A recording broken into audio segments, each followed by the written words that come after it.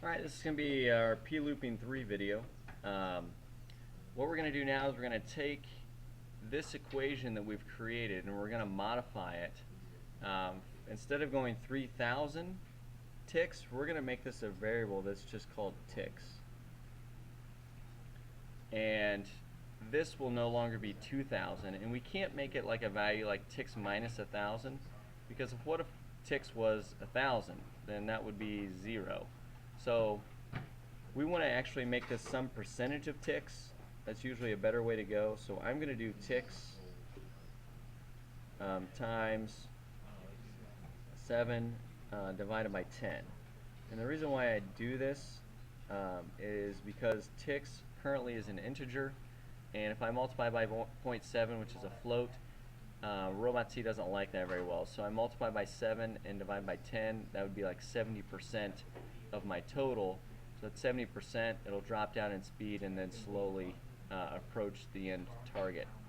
As a result, this is now a different number. So this is no longer 3,000. This is now ticks.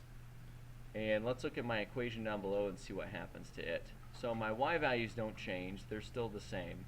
But my x2 value is this here. And that current value is no longer 3,000. It is now ticks. So this is now gone, and this is now my slope. It's now negative 100 divided by ticks is my slope. So I'm going to modify this a little bit, and this is going to be negative 100 divided by ticks, and then times the sensor value of the encoder plus 127. Now a couple things. Remember that if you take 100 and divide by ticks, and let's say ticks is 1,000 currently, that's going to give you a decimal number which rounds to 0 anytime you have an int. So that's going to be a problem in this situation. So let's move ticks to the backside just like we did on the first video. So I'm going to have negative 100 times the sensor value of the encoder, and then right in here I'm going to divide by ticks. This poses a new problem. This poses a problem in that when we take 100 and we multiply by the value of the encoder, let's say for example that our value is 300. Let's make it 500.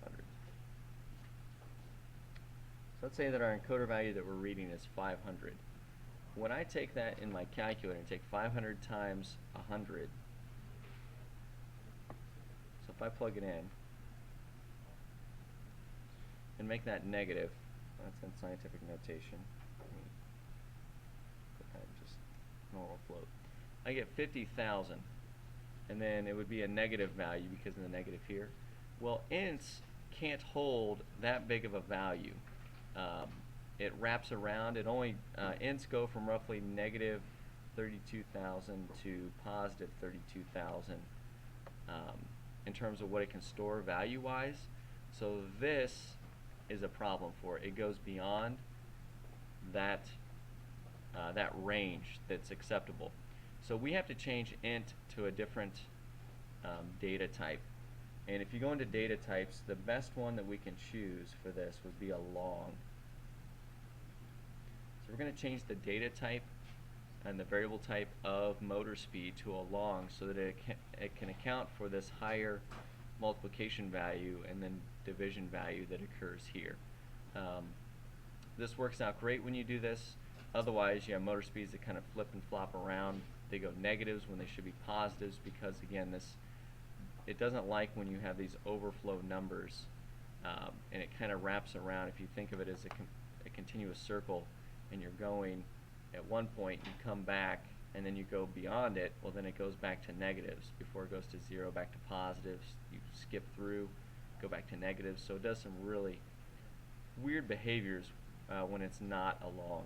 Try it out and see what you get, but that's what our experience has been, that that needs to be a long. This should then work out just fine, and we're just going to do some replacing in our Robot C code for that. So let's take a look at the Robot C code that is a result. So main change, again, we're going to change our type to a long, and then we're going to change our equation just a little bit. So we're going to make this 100 times the motor encoder value, and then instead of divided by 30, we now have ticks. So we need to define ticks up above, and it's an integer. And then right in here, we've got some changes. So again, we said that instead of 3,000, if we look at we've changed all of our 3,000 values to a variable which we're calling ticks. So now this is now when this is less than ticks, and when this is less than ticks.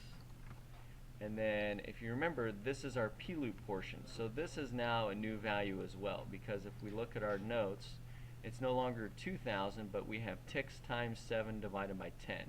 So this gives me a 70% of my overall tick value that goes in here. So this is ticks times 7 divided by 10 in there.